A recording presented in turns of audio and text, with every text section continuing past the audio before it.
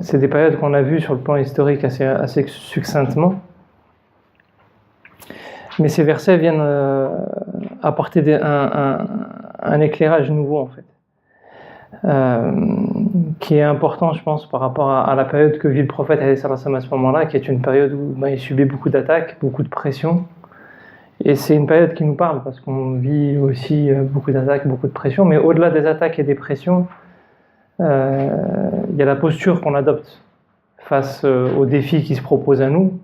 Parfois, on a tendance à vouloir un peu fuir et à vouloir être tranquille parce que c'est trop lourd à porter et on aimerait bien avoir un peu de tranquillité. Et puis, parfois, on aimerait au contraire pouvoir assumer ses responsabilités devant Dieu, mais on ne sait pas trop comment s'y prendre et on se dit, on laisse passer le temps et puis on y arrive de moins en moins et on a l'impression qu'on va d'échec en échec. Il ne faut pas croire que c'est quelque chose de finalement qui nous est spécifique, parce que finalement ça arrivait aux prophètes qui nous ont précédés, et Allah subhanahu wa ta'ala va nous raconter dans cette histoire l'histoire de Maryam notamment alayhi salam, et l'histoire de Zacharia pour mettre en exergue ces enseignements.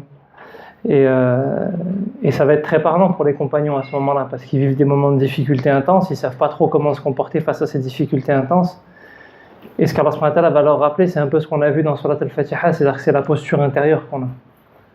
C'est comment est-ce qu'on vit les choses intérieurement et comment ça nous pousse finalement à nous mettre en action, qui est le plus important, parce que la réforme du monde, elle appartient à Dieu.